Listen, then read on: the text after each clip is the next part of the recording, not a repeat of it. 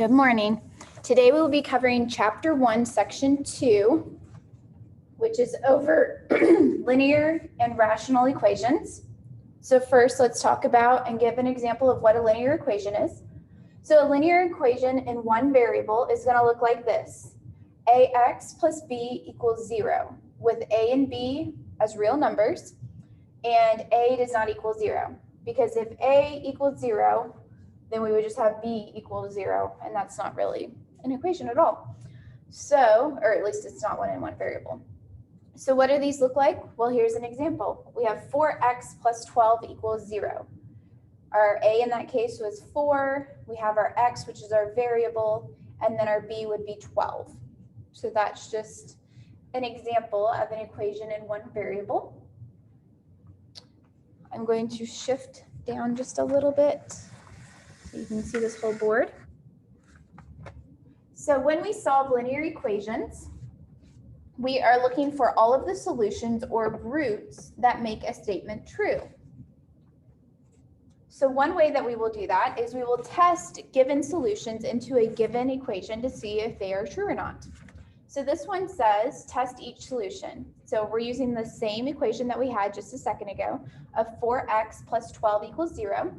And then our first solution says x equals -3. So if we need to test that, what we do is we plug it into our equation anywhere that there is an x. So I have 4 times -3 plus 12 equals 0. 4 times -3 is a -12 plus 12 equals 0. Well, -12 and a +12 is 0, and we get 0 equals 0. That's good. What that tells me is that -3 is a solution to the given equation. So now we will do a similar process for +3. We will have 4 times 3 plus 12 equals 0. Again, 4 times 3 is 12, plus 12 equals 0. So we get 24 equals 0. Is that true? Does 24 equal 0? No, that's not true at all. That's a false statement. So since we get a false statement, that tells us that x cannot equal 3 for the given equation that we have.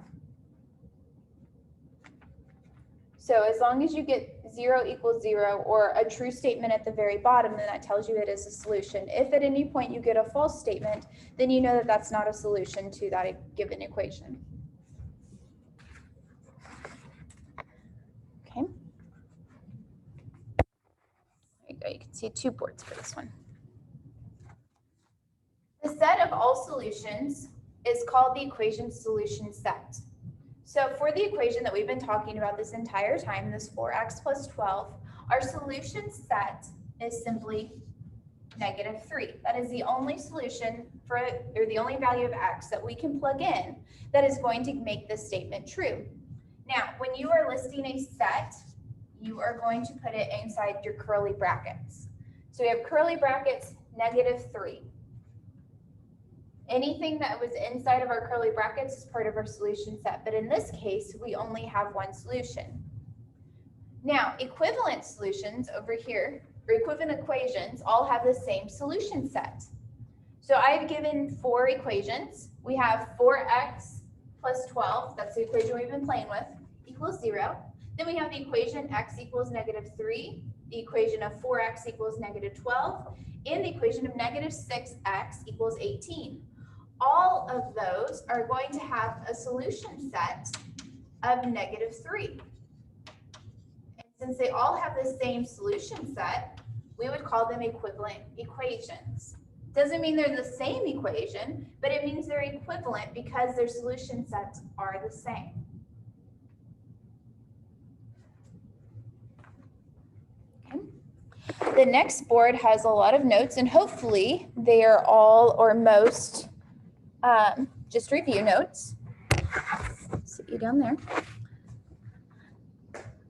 So order of operations, and the whole point of this section, linear equations and rational equations, is that we're going to learn how to solve equations. But to solve equations, we have to know how to do it. Well, the order of operations tells us the order that we have to go in order to solve for our equations.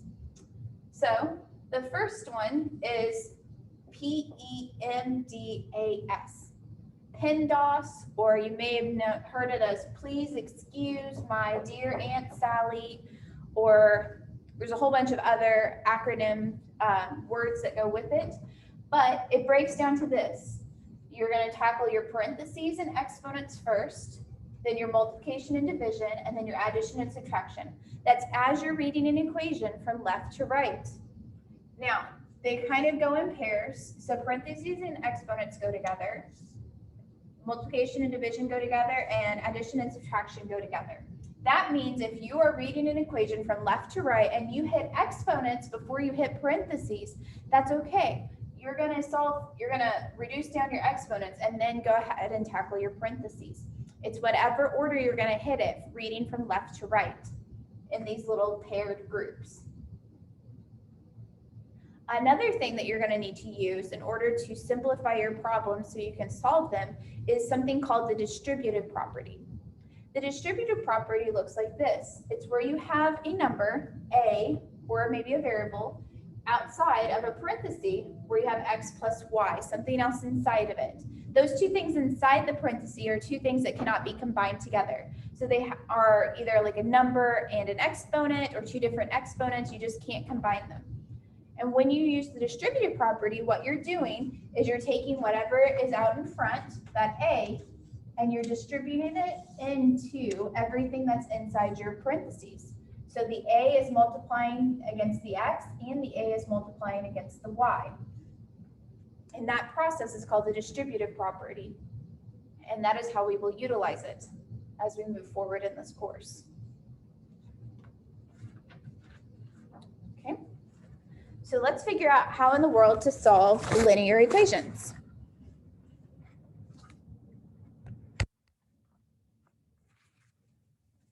To solve linear equations, the first step you're going to do is you're going to simplify both sides of the equation. What that means is you will remove any grouping symbols such as parentheses, and then you will also combine any like terms. That means you'll combine anything that has a variable with it, and then you'll combine any of the constants together. Step 2 says we will collect our variables on one side and our constants on the other. That means we want to get all of our variables together on one side of the equation while we put all the constants on the other. Typically, I will always try to keep my variables positive just because I don't like messing with a lot of negatives. When you start messing with negative numbers, you're more likely to drop a negative, and that's going to mess you up later on down the road. So step 3 says we need to isolate the variable. That means we need to get the variable completely by itself. In order to do that, I like to think about it as doing the opposite. And I'll explain more as we work through some of our examples. But I think of it in terms of doing the opposite. Step 4 is solve, and then step 5 is check. I will not always check my answer on the board for you. However, it is very wise to check your answers. That way you know whether or not you made any type of error, mathematical error, like dropping a negative somewhere. Let's see if I can just angle this a little bit. Move this table out. Okay, so our first example is 2x plus 3 equals 17. So the first one said to simplify the equation, or simplify both sides. Well, there's no grouping symbols, so that's fine. And then it says combine like terms. Well, I can't combine 2x and 3 because this is a variable and that one doesn't, so I can't do that. Okay, so step 1 is already done in this case. Step 2 says to collect the variables on one side and then move the constants over. Well, this side already has 17, so I'm going to move my 3 over here. This is where we talk about doing the opposite. So what is this 3 doing? It's a plus 3. So what is the opposite of addition? Is subtraction. So I'm going to do subtract 3. But whatever I do to one side of the equation, I have to do to the other. So subtract 3. I draw my line, and the whole point is I want this to go to 0. I'm trying to get it away from my x. So I have 2x equals, and then 17 take away 3 is 14. Now, what is this 2 doing to this x? Because step 3 is I need to isolate my variable. I need to get it by itself. Well, that 2 is still attached to it, so it's not by itself. Well, that 2 is multiplying that x. So what is the opposite of multiplication? Well, the opposite of multiplication is division. So I'm going to divide by my 2 and divide by my 2. I do that because that's going to go away. And that leaves me with x equals 14 divided by 2 is 7. Now my last step is 5. Step 5 says to check. In order to check, it's just like the very first example we did where we're testing a solution. We need to test our solution back into the original equation to make sure that we got a true statement. So I have 2 times 7 plus 3 equals 17. 2 times 7 is 14 plus 3 equals 17. 17 equals 17. Hey, that's true. That checks. That means this is the solution to that equation. If you would have gotten anything that didn't check here, that means you did something mathematically wrong back here and you want to go back and rework your problem. That's why it's good to check your solutions. So let's come down here. I might be a little closer here in just a second. I gotta move this table.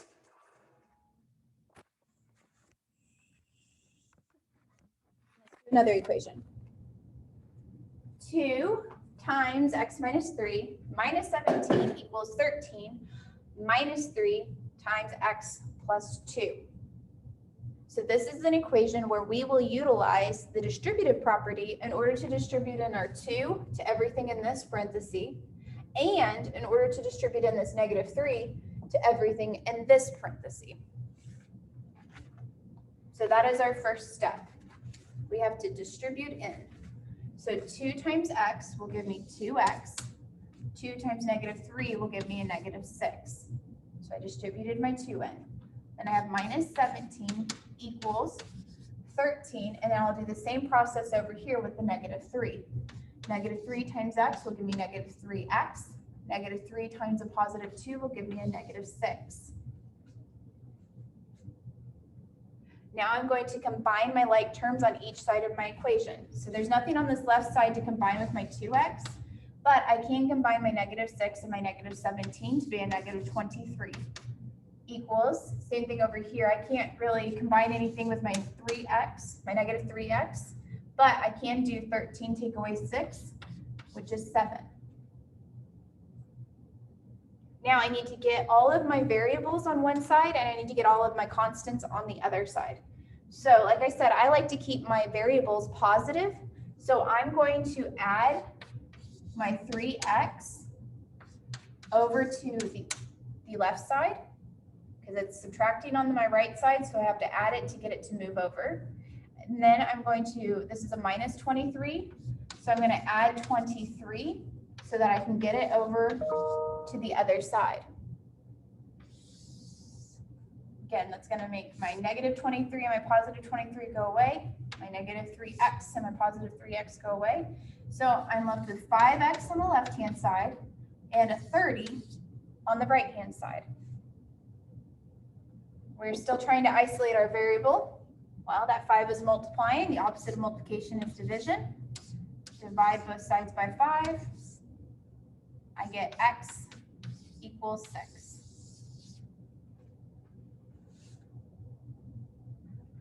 So again, the last step is to check my work.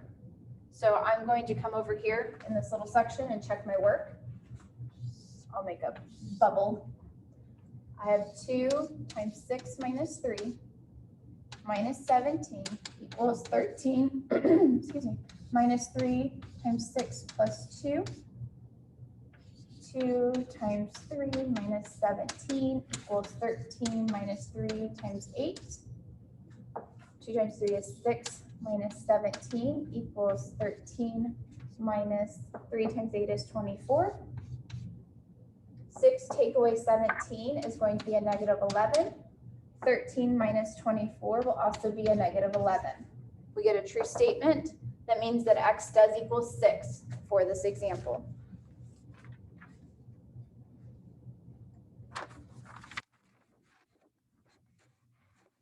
Okay.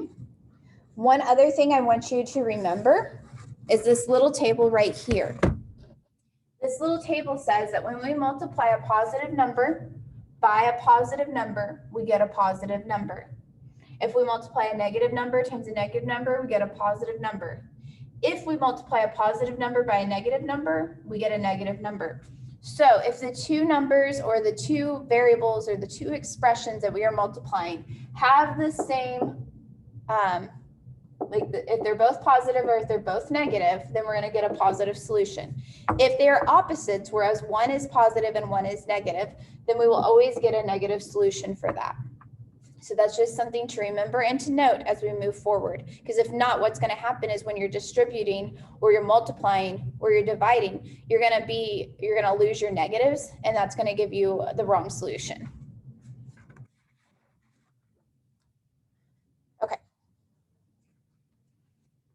So let's talk about, I'm going to hold it so that you guys can have it straight on, and I'll talk about it. We're going to talk about linear equations with fractions. Everybody loves fractions. So to play around with linear equations with fractions, what we do is we find the least common denominator, also known as the LCD, and then we will multiply both sides of our equation by that least common denominator. So what is the least common denominator? Well, the least common denominator, or LCD, is the smallest multiple two or more numbers will go into. If that's still a little bit confusing, we're going to do some examples, and I think it'll make a lot more sense to you.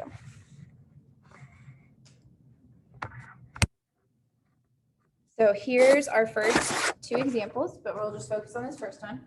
We need to find the least common denominator and solve. We have 1/2 plus 1/3. So in this first one, I'm going to write out our multiples so that you can see what I mean by least common multiple or least common denominator. So we're looking at our denominators. So we have the denominator of 2. So let's write out some of our multiples of 2. We have 2, 4, 6, 8, 10, etc., etc. Let's list out some of our multiples of 3. We have 3, 6, 9, 12, 15, and on and on. So now to find our least common denominator, we need to find out what's the smallest number that both 2 and 3 have in common.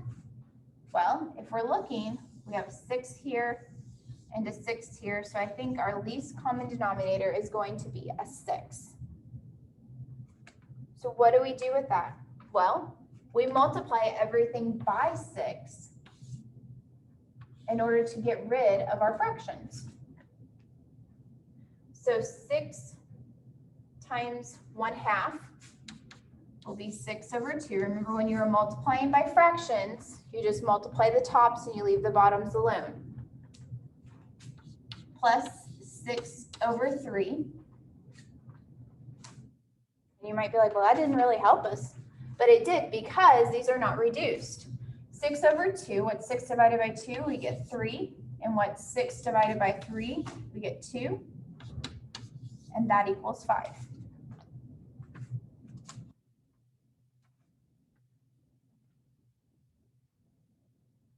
Okay, let's do this next example. It's a little bit harder, and it actually has variables in it.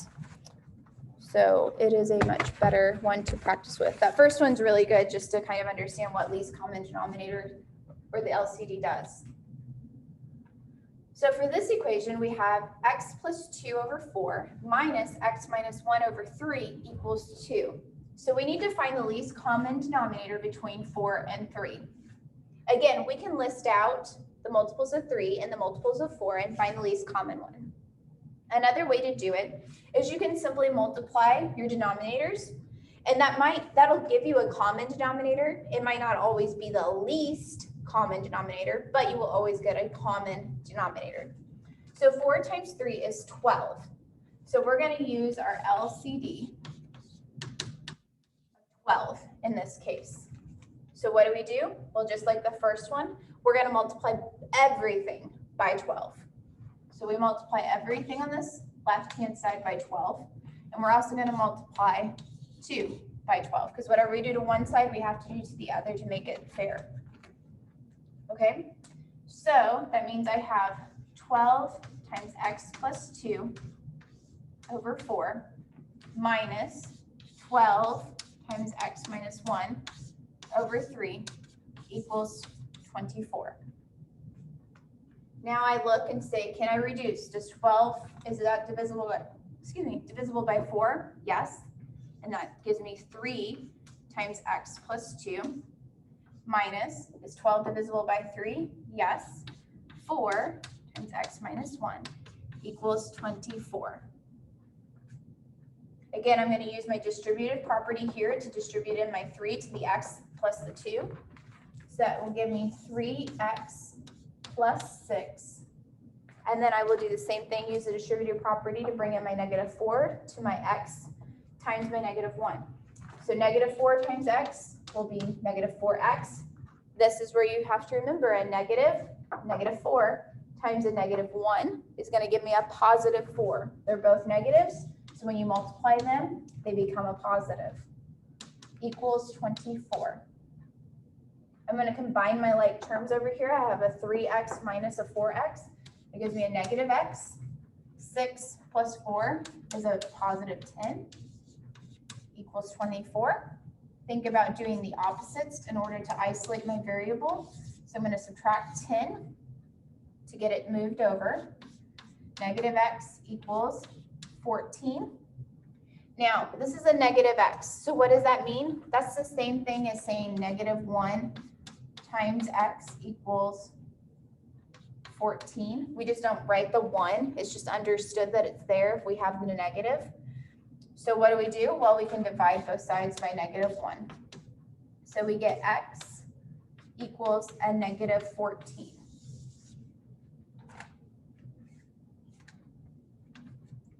So again, in this case, you can check it. And if you pull up my notes digitally, you'll see that I did actually check the solution and it does work. But I'm not going to check it on the board right now, just simply because of board space. I'm running out of space.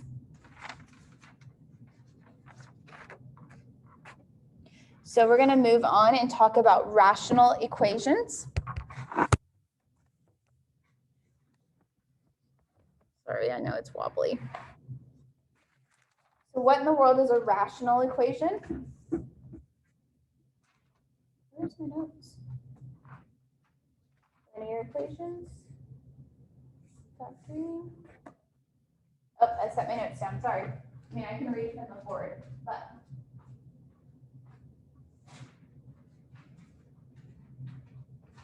I like to have them in my hands as well. So rational equations are ones that contain one or more rational expressions. That's kind of a duh statement. So they are also, so a rational expression is basically, think of it as a fraction. Okay, so they're going to contain fractions, and then you must watch out for zeros in the denominators. We've been doing problems with fractions, but the denominators have been numbers, so that's okay. When you're talking about a rational equation, you're oftentimes going to have the variable in your denominator, and that's where the problems start arising. So in this case, we have 1 over x equals 1 over 5 plus 3 over 2x, where x does not equal 0. We can't let x equal 0, because if we let x equal 0, we're going to have 0 on the bottom, which is not okay when we're talking about fractions.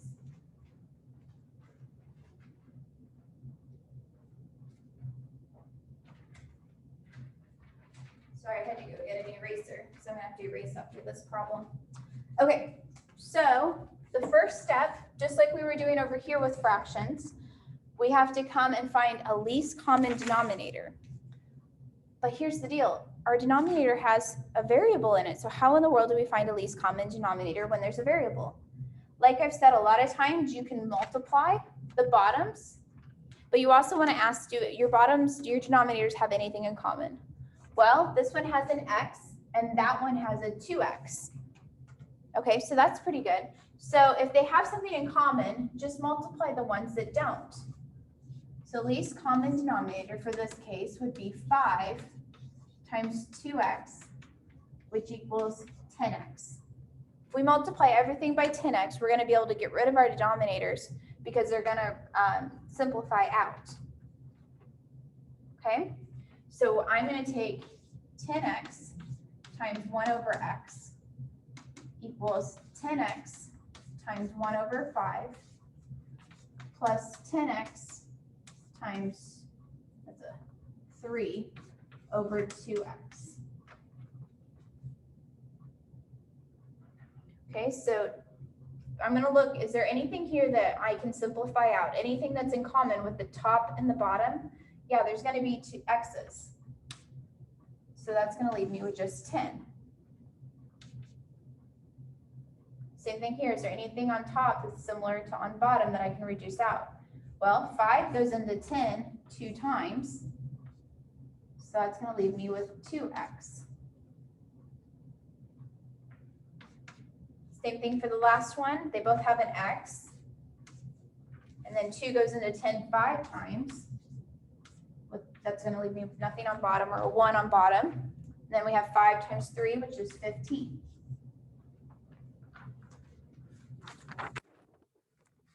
Scoot this down.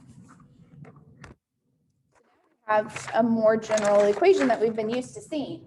We have 10 equals 2x minus 15, which I'm going to rewrite over here just so that you can see it better. Now I need to get my variable by itself. I need to get the x by itself. So the first thing I'm going to do is get rid of this 15 by subtracting it on both sides, which gives me negative 5 equals 2x. What is that 2 doing? Well, it's multiplying, so I have to divide both sides by 2.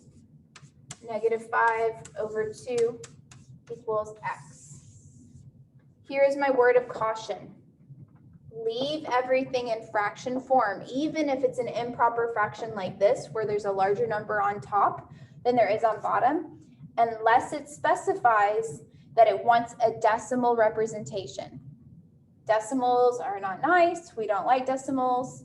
So unless the problem specifically asks for decimals and asks you to round, write it as an improper simplified fraction.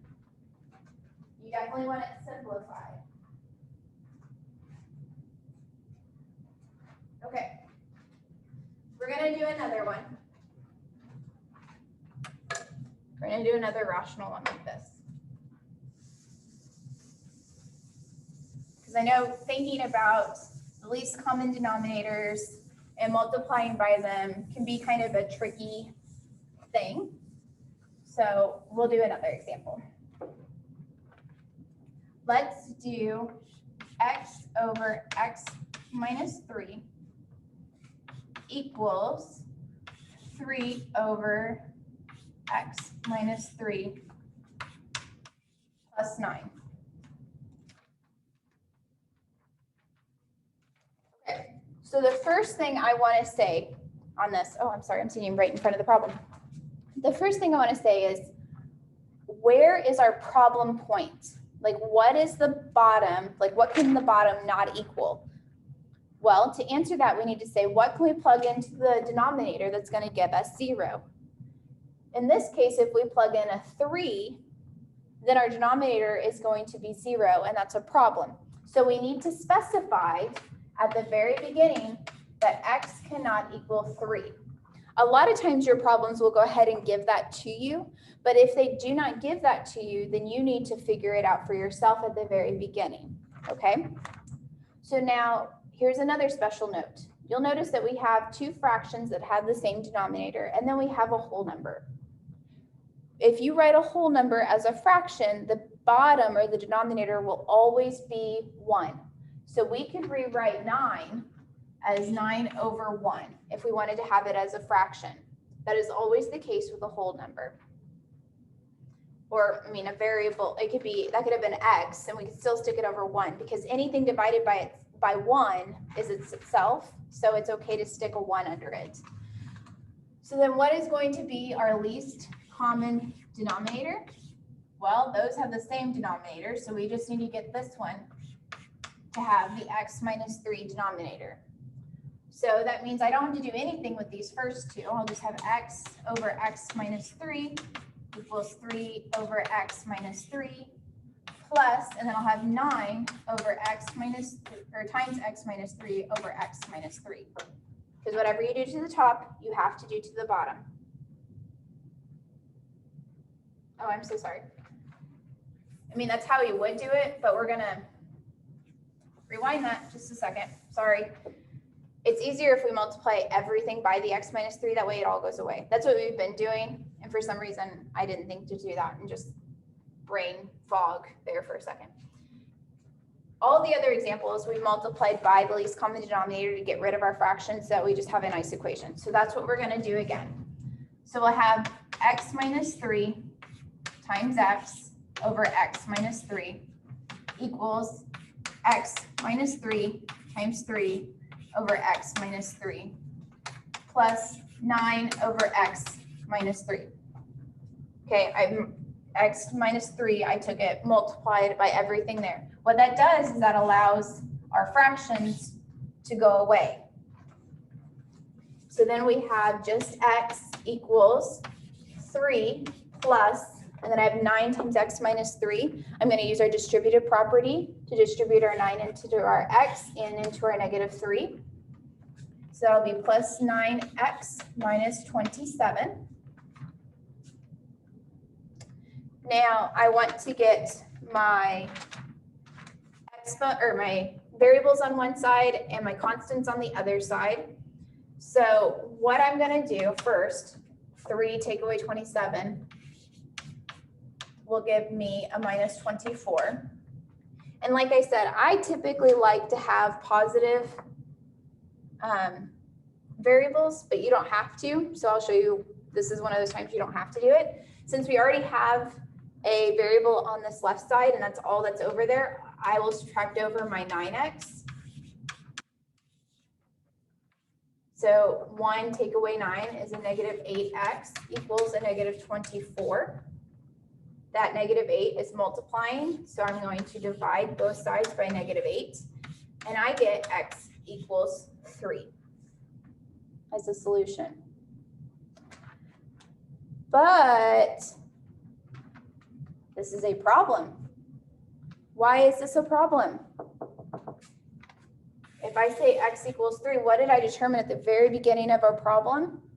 I determined that x couldn't equal 3. Because if x equals 3, then we get a 0 in the denominator. So what in the world does that mean? Well, since we mathematically showed that x equals 3 is the solution to this equation, but x can't equal 3 because it'll give us a 0 in the denominator, that means that there are no solutions for this equation. And that might feel really weird because we did find a solution, but at the very beginning of the problem, we specified that 3 could not be a solution. And so since 3 cannot be a solution, we have no solutions for this problem.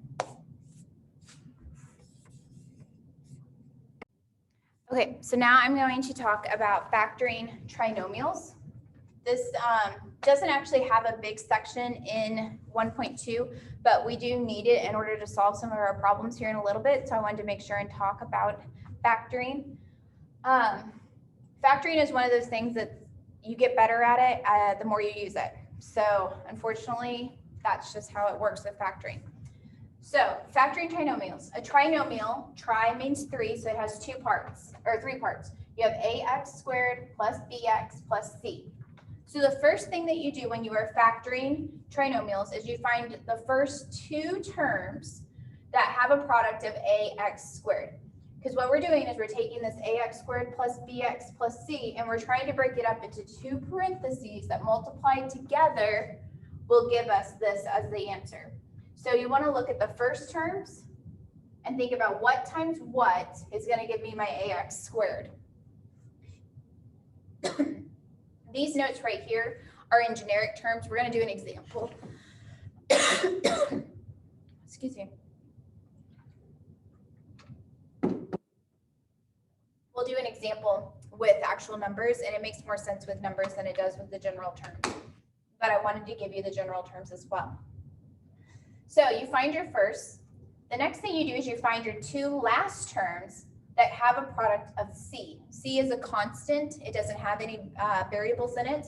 So what times what will give you that constant C? And then the third step is you're going to use the sum of your outsides and your insides that give you a BX product. So you take your insides, multiply together, you'll take your outsides, multiply together. You add those two things together, the outsides and the insides, to give you your BX. Basically, when you are factoring, you're doing FOIL in a different way. FOIL, if you'll remember, is how we multiply two things like this, which you can't really see. Let me scoot you over. Scoot you over. Okay. So you have these two. You have x plus something times x plus something, and we need to multiply them together. It's basically a longer version of the distributive property. So you do your first for f, first times first. Then you do your outer, you do your inner, and then you do your last. When you do it, if you draw the lines like I do, it kind of looks like a face. I've always thought that, with these two things at top being the eyebrows, there's your nose, there's your mouth. Maybe that works for you. That's how I've always kind of remembered first, outer, inner, last. But when you multiply like that, then you're going to get back up to your trinomial of ax squared plus bx plus c if you do your FOIL method. So again, I know that those are generic terms, and generic terms can be difficult. So let's do an example and see if we can't work through this together, okay? So here's our example. We want to factor x squared plus 4x minus 12, okay? We want to get it into something where when we multiply, ooh, I don't like that chalk. There we go. When we multiply it, we'll get back to this. Okay, so the first thing we need to do is we need to come up with our first terms, which are in this spot and this spot. So what times what will give me my x? Well, x times x gives me x squared. So there's my first. Now, what times what will give me 12? There's a lot of things that give me 12, right? 12 equals 1 times 12, or 2 times 6, or 3 times 4. Okay, so there's lots of options in that can go in this next spot. So we do know that it's a negative, right? It says negative 12. That means we're going to have a minus in one and a plus in another. Okay, still doesn't tell us which of these it is, but we do know we have opposite signs. Now, in the middle, it says plus 4. So we need something that has a difference of 4, since they're going to have a positive and a negative. So if I subtract 12 and 1, do I get a difference of 4? No, I get a difference of 11. If I subtract 3 and 4, do I get a difference of 4? No, I get a difference of 1. But if I subtract 6 and 2, I do get a difference of 4. So that's going to be, I'm going to put a 6 in one of these spots and a 2 in one of these spots. Now, how do I know if the 6 goes with the negative or if the 6 goes with the positive? Well, I look out here. That says a positive 4. That means I need to have more positives than I do negatives. So I'm going to have the 6 over here and the 2 over here. And I just factored that trinomial. So the next step says to check it using FOIL. So if I have x minus 2 and x plus 6, that's what I think it's factored into. Well, I can FOIL it and see if I can't get back up here. So FOILing means I do my first, so that's x squared, first, and then my outer, which is plus 6x, and then I do my inner, minus 2x, and then I do my last, minus 12. So I get x squared plus 4x minus 12. And if you look, that's what I started with, which means I factored correctly. So you can always check your factorings by doing the FOIL method the other direction. Okay? So I give you all of that information because you're going to need it as we move back to the back of the room to solve rational equations. So we're going to be solving rational equations to determine when two equations are equal to each other. And you're like, what does that mean? Basically, we're going to set two equations equal to each other and then find the solution. So our example says we're going to find all of the values of x when y1 equals y2. And then it's nice, they give us a y1 equation and they give us a y2 equation. So our y1 equation says 3 over x plus 6 plus 1 over x minus 2. And then our y2 equation says 4 all over x squared plus 4x minus 12. Okay? So it wants to find all of the x values when y1 equals y2. So I'm going to set y1 equal to y2. Okay? So that's going to be 3 over x plus 6 plus 1 over x minus 2 equals 4 over x squared plus 4x minus 12. I'm going to slide you down because I have the problem now.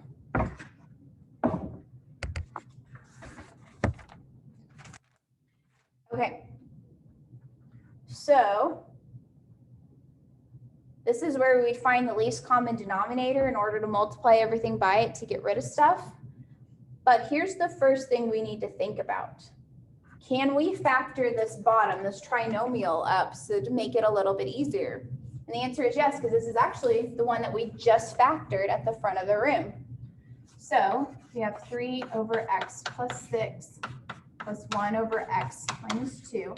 And we found out that x squared plus 4x minus 12 factors into x plus 6 and x minus 2.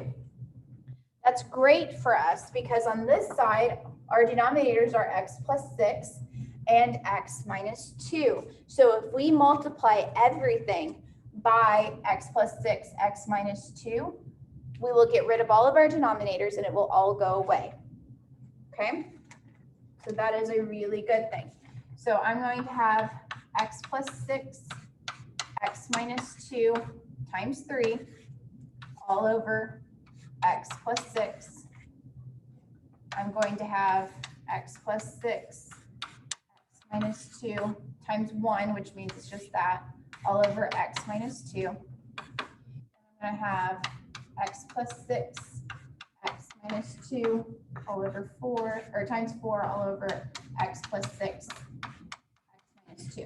Maybe you don't need to write out all of these intermediate steps, but I'm doing that because I'm trying to teach you and I want you to be able to look at this and see where everything is going.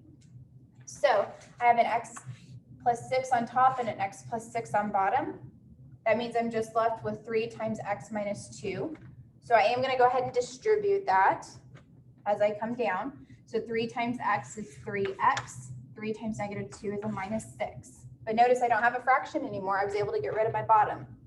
I'll do the same thing over here. I have an x minus 2 and an x minus 2. So that just leaves me with an x plus 6. Nice and simple. And then on the right-hand side of our equation, x plus 6, x plus 6, x minus 2, x minus 2, I'm just left with a 4. Nice, sweet, simple. So on the left side, I'm going to combine my like terms. I have 3x plus x is 4x. I have minus x plus 6, or excuse me, minus 6 plus 6 is 0. So that equals 4. This 4 is multiplying that x, so I divide both sides by 4, and I get x equals 1. So the only way that y1 equals y2 is when x equals 1. Any other value of x in those two equations will not be equal. Okay, let's do another example because I know that's a lot of math. It's a lot of work to do. So we'll do another one. We're doing the exact same kind of problem. We're going to figure out all the x values so that y1 equals y2.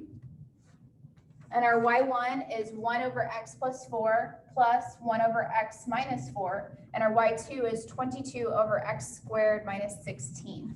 So the first thing I'm going to do is set them equal to each other.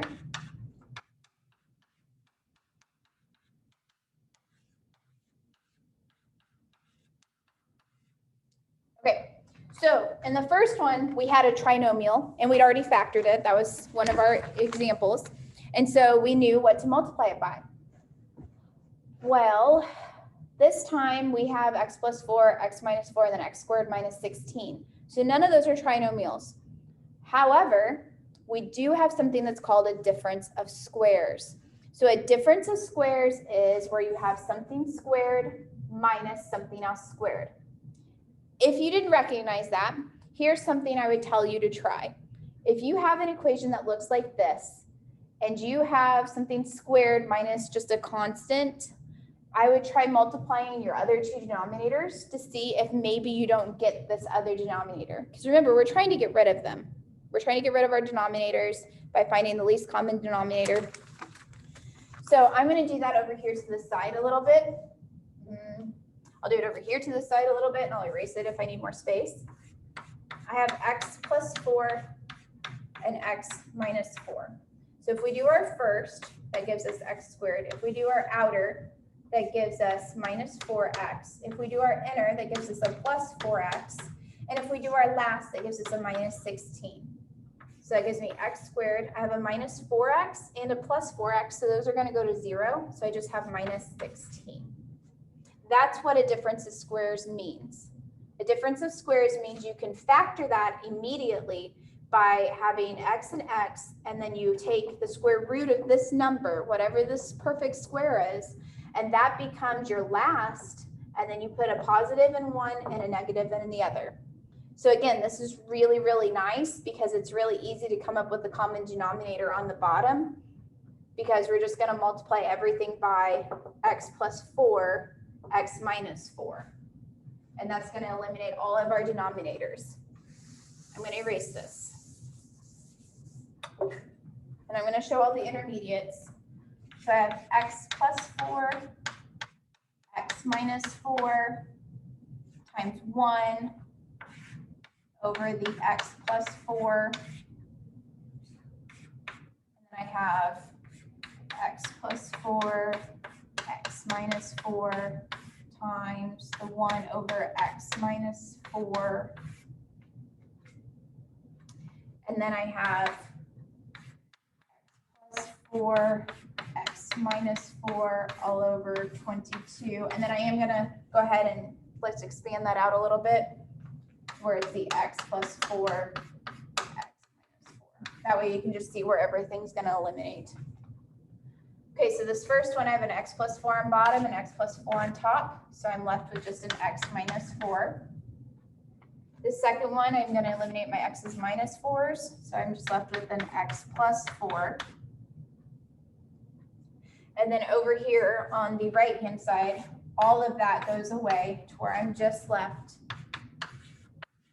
with 22. So I'm going to combine. I have an x and an x, which is 2x. A minus 4 and a plus 4 go away.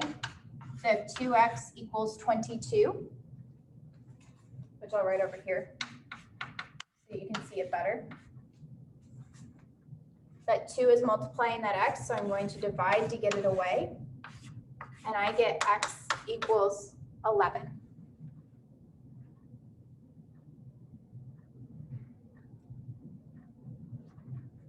So the only time y1 equals y2 is when x equals 11.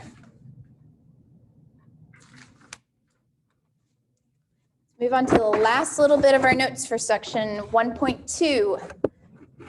Last bit, and we're done. Okay, so I'm going to tell you the 3 types of equations. We've already been dealing with one type this entire time, and you just didn't know it. But we're going to talk about all 3 of them now, and I'll give you a short example for all of them. So there's 3 main types of equations that we're going to talk about. The first one that we're going to talk about is the identity equation. the identity equation is true for dang chalk, is true for all real numbers.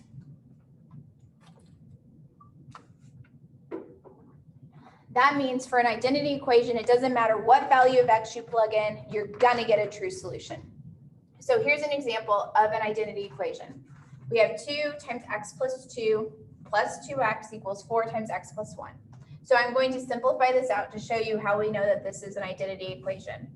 First, I'm going to distribute. That becomes 2x plus 4 plus 2x equals 4x plus 4. Combine my like terms, I get 4x plus 4 equals 4x plus 4. Okay? Well, do you notice that what I have on my left-hand side is the exact same as what I have on my right-hand side? When that is the case, that means it doesn't matter what we plug in, we're always going to get the same answer. So this is true. What that means is our solution set for an identity equation is called infinity because it's any real number. So our solution set for all identity equations is everything, is the solution set of infinity. Okay, so the second type of equation, this is the type of equation that we've already been dealing with and we just didn't call it this name. It's called a conditional equation. A conditional equation is an equation that's not an identity, so it can't be true for all real numbers, but it is true for at least one real number. So it has to have at least one solution. It could have more, but it has to have at least one, and it can't be everything. So like I said, that's what we've already been dealing with today, where we've been getting one solution. I have x plus 3 equals 7. I think about my opposites. I subtract 3 from both sides, and I get x equals 4. So my solution set was 4. So for a conditional equation, you're going to have solution sets that are going to have numbers or just a number in it, like that. Those are conditional. You have at least one solution. So we have identity that has all real numbers. We have conditional that has at least one real number. So the last one that we have is called an inconsistent equation. An inconsistent equation is not true for any number, not even one real number. Nothing can make this true. So we have x equals x plus 7. I want to get my x's all together, so I'm going to subtract them. I'm going to subtract my x from the right-hand side over to my left. But when I do that, I have x minus x, so that gives me 0 equals 7. Is that a true statement? Can 0 equal 7? That's not a true statement. So we have the solution set of null. That 0 with a slash means null, or the empty set. There is nothing that we can plug into an inconsistent equation that is going to give us a true statement. So we have the empty set. There's no solutions. So those are the 3 types of equations. Most of the time we're going to talk about conditional. We just don't usually call it that, but that's mostly what you will see. So that is the end of 1.2.